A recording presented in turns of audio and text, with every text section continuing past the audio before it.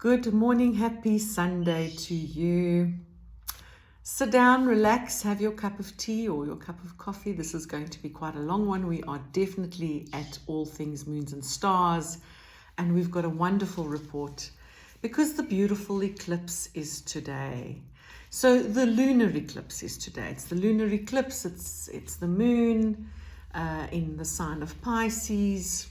It's at 15 degrees and it's opposite the sun, which is at 15 degrees in Virgo. What do we know about eclipses? Remember, eclipses are supercharged.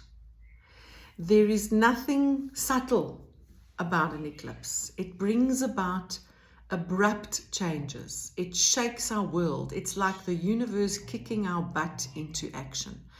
And you will know what's been coming up for you because in your life right now, something is showing you that it needs a change. Obviously, we're always talking very general when I'm speaking about these planets, unless you are lucky and you've got your Aries first house. If your Aries is your first house, your ascendant, then everything I say actually does make sense, kind of, because we need to remember that we're looking at all the planets that are making a hit to the moon and the sun today. So that's what we're looking at generally, and I'm always looking at the Chaldean order. So let's start. The eclipses are eclipses because they're actually in conjunction with the nodes of the moon. So the south node in Virgo is the path of least resistance. So it's our attitudes that are very easy for us. The north node is sometimes a painful effort to put in place, but there's always something new with the north node. The north node is what we're here to learn about in this life. The south node is kind of us, digging in our kit bag and we can pull in everything we already know. We've learned in past lives, apparently. So our Venus is in Leo and she's exact. She's at 15 degrees. She's semi-sextiling the sun, who is 15 degrees in Virgo. She sextiles Mars, which is in Libra. Venus is the love goddess. And because it's a full moon lunar eclipse, if there was going to be a breakup in a relationship, this is the aspect that confirms it. And what's also very interesting about eclipses, especially at an ending eclipse, if you break up in an eclipse, it's over. That's it. There's no going back. So think about it carefully. Make sure that you are, absolutely certain about this action that you want to take. Because it's very symbolic about the power and the purpose, the need to destroy our own inner demons. When Mars is in Libra, he's a bit weak because he wants lots of action, he wants to do things very quickly. But when he's in Libra, he doesn't really have a sense of direction. There's this connection between desire and action, but Libra wants to protect, she wants fairness, she wants justice, whereas Mars is all about gut reaction. It's all about not thinking, it's just going with how I feel, gut reaction. Any blind spot in your one-on-one relationships, suddenly there's an awareness. So if ever, you might have been in a relationship, for a very long time, and all of a sudden, the things you didn't notice before, that's what's coming up today. So the poetic explanation of the awareness after this blind spot has now been shown is literally making the unconscious conscious. So everything we didn't know, we're making it into the known. I mean, it is the purpose of us being human beings on this planet. We're constantly making the unknown known, and the eclipses just give us that extra juice. Our Ceres, who is still retrograde in Aries, is very close, within very close orb to the moon and the sun. So, in Greek mythology, Ceres is the earth goddess. So we're feeling the pain of separation. Remember, Demetra lost her child. So we are on some level, we're feeling this separation. It's a painful separation.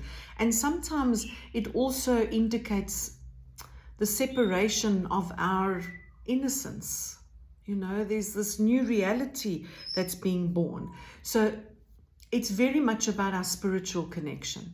How we are separating from this ignorance is bliss into becoming more aware, and everything in the sky points to that. Ceres also semi-sextiling the moon, the lunar eclipse, it's a deep transformation. It's an ending that very soon is going to bring us a beginning.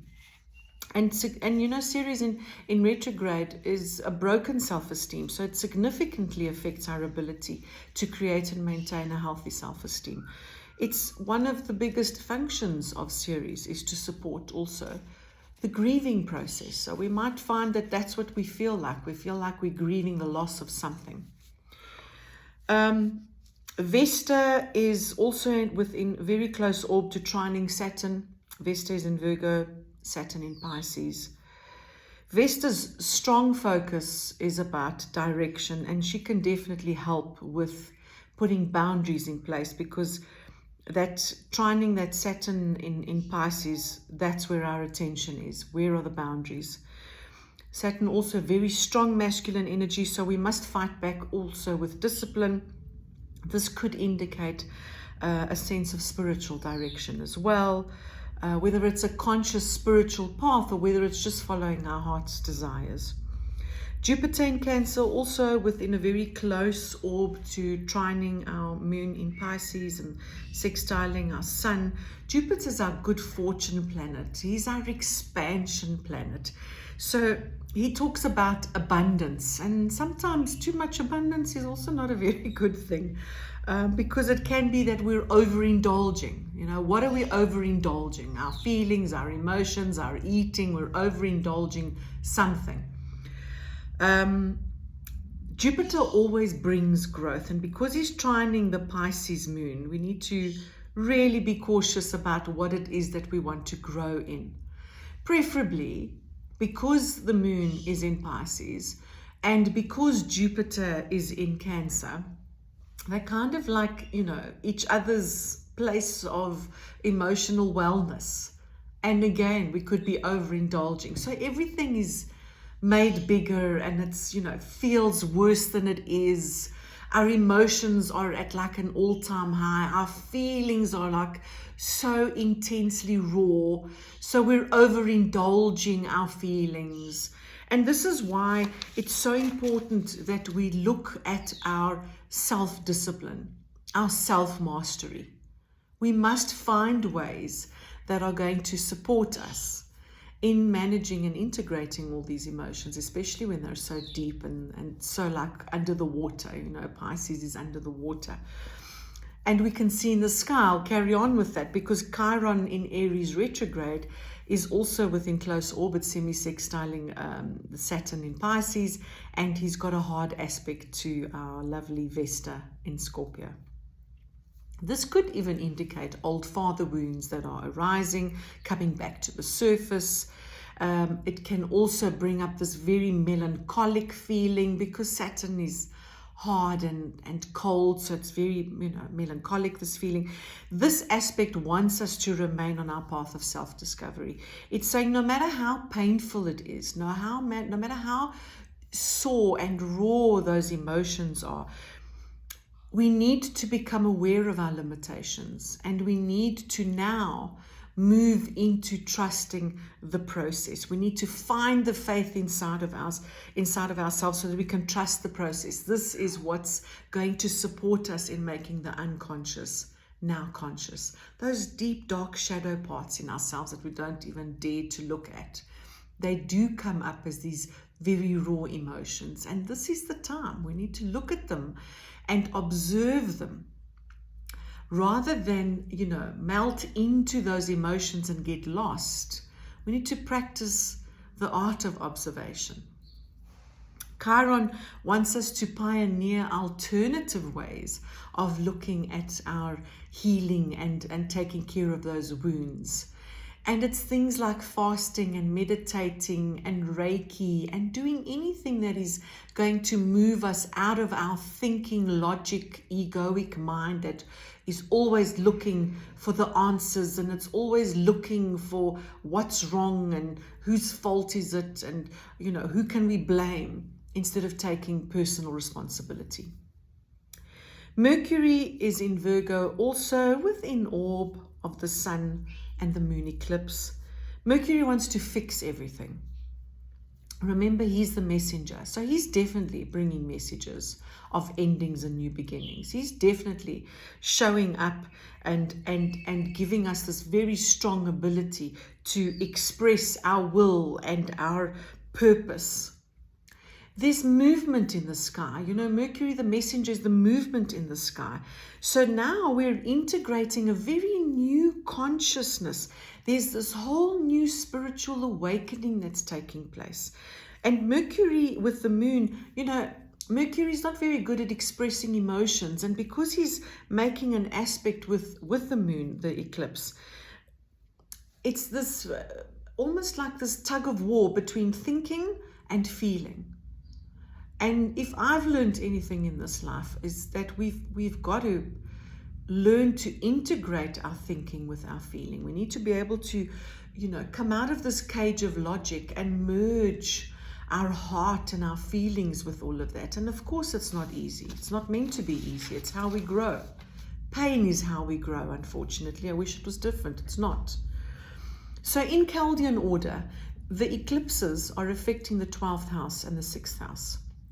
6th house is how I'm in service to others, my health, my work, even my pets, anything smaller than a goat. In the 12th house, it's about the great unconsciousness. It's my ability to trust. It's the things that are unseen that I can't see. The Greeks taught us that out of chaos, the world was created. And it's so apt, because right now, what we're feeling, most of us, is this chaos before the change. And the ancient meaning of chaos, which is chaos in English, it actually means the void. Literally, chaos means the void. It's a great description of the Chaldean order of Pisces, the 12th house, the lunar eclipse. It's the void. It's in that emptiness, in that not knowing. So the gift of the moon in Pisces is not about seeing clearly or logically. Saturn in Pisces is forcing us to question things. So the gift of Pisces moon is to look within and to trust the Creator, the higher power. Hence the 12th house being trust, the void of the 12th house, where we can't see. It's a void. You can't see it. So we need to learn how to trust it. That is the lunar eclipse for today. Obviously, in 2 weeks' time, we've got the solar eclipse, and that's a whole new other energy. Today, I invite you to look at your emotions and allow yourself to feel your emotions, and at the same time, integrate them with a new awareness. Let your feelings be your guide as to where and what needs to change in your life. You don't have to dive bomb into the feeling and get lost in it, because that's what the moon in Pisces does. It forces you to get straight in there, and you can't see anything other than feel this intensity. Remember, it always feels worse than it is. Journal, write it down, meditate. Find ways to support yourself. Find your groups, find your tribe. I wish you a beautiful Sunday, and I trust that everything is going to be okay. Have a wonderful day. Bye for now.